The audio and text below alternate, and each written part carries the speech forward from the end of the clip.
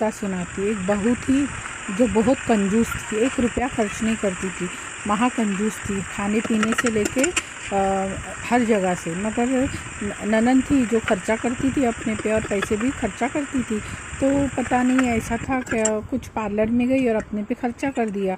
अब बहू की जान जलने लग गई। अच्छा, उसने ऐसा नहीं कि उससे किसी ने अपने भाई से भाभी से उधारी मांगी, उसने अपना खुद का पॉकेट मनी से उसका पैसा दिया। क्योंकि जाहिर सी बात है, इंसान की खुद की जब ज़रूरत होती है वो इंसान ने खुद की ज़रूरत, हाँ कभी कभार ले लेते हैं इंसान, उससे हम तकाज़ा नहीं कर सकते, अगर नहीं है तो मांग के ले सकते। मगर इस लड़की ने तब के पैसे तब दे दिए उसको और हो गया उसका किस्सा तमाम। उसके बाद फिर उसे शादी में जाना था, तो जिस लड़की से जो काम करवाया था बालों का, तो उस लड़की ने क्या कहा कि मैं आपको सीधे करके दे दूँगी अगर आपको कल शादी में जाना है। वो थी यहाँ पे मेहमान।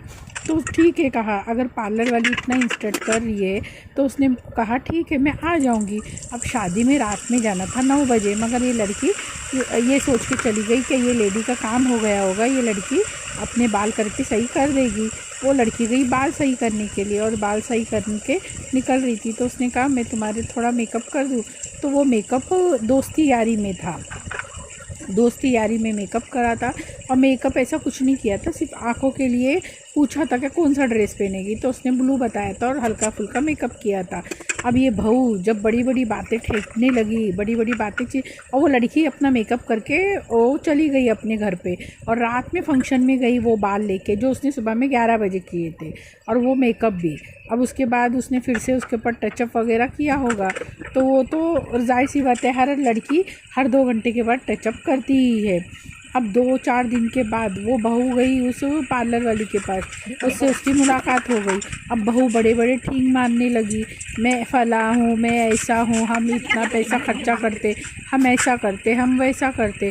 अब ये पार्लर वाली के भी मुँह से निकल गया कि भाई फला आई थी और फला ने मेरे पैसे नहीं दिए।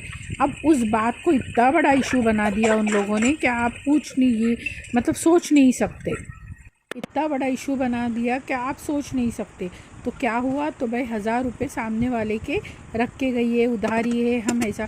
अरे ये लड़कियां खुद कभी किसी का उधारी नहीं रखती, ये कैसा उधारी। भाई भी सोच में पड़ गया कि मेरी बहनें कभी किसी का 1 रुपया उधारी नहीं रखती, तो 1000 रुपये तो बहुत बड़ी रकम होती है। तो वो टेंशन में आ गया, अपनी बहन को कॉल लगाया, उसने कहा नहीं नहीं हमारी ऐसी कोई बात नहीं हुई है और ना ही आप उनको पैसे देना। ये सारी चीज़ें हो गई, बात करते करते आगे चीज़ें बढ़ गई।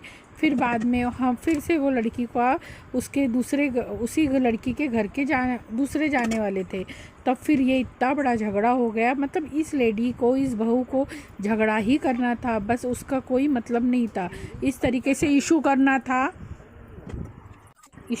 था, झगड़ा करना था, घर में मारामारी करनी थी कि बस मैं जहाँ जाती हूँ वो चीज़ नहीं करे, मैं जो करती हूँ वो नहीं करे, ऐसा करके उसने बहुत इशू किया। मगर जो लड़की काम करती है वो पैसे तो लेती है ना, तो इनसे भी वो पैसे लेती। ये तो कोई आसमान से उतरी हुई चीज़ नहीं, कोई किसी का फुकट में काम करता नहीं है।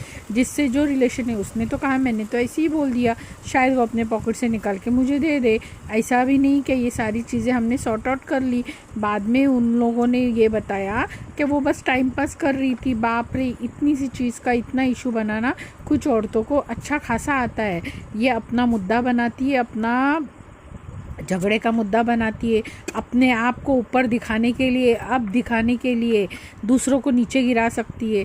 तो आप सोच सकते हो जो लड़कियां कभी किसी का 1 रुपया नहीं उधारी रखती, वो 1000 एक बहुत बड़ी रकम होती है, वो कैसा किसी का उधारी रख सकती है। और अगर आपके घर में अगर कोई मेकअप भी करने जाए तो ज़्यादा से ज़्यादा कितना लेगा, ज़्यादा से ज़्यादा 500 रुपया लेगा एक हल्का फुल्का मेकअप।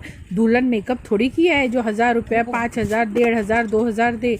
तो ये बहुत फ़र्क पड़ता है। ये छोटी छोटी चीज़ों से झगड़े होते हैं और ये बहुओं का काम होता है, बुझाने की जगह आग लगाती है, घर में झगड़े करती है, लोगों को परेशान करती है, उठने बैठने का जीना हराम कर देती है। तो बहुत संभाल के रहिए, क्योंकि ऐसी चीज़ों से रोज़ लोगों का सामना लोगों से करना पड़ता है।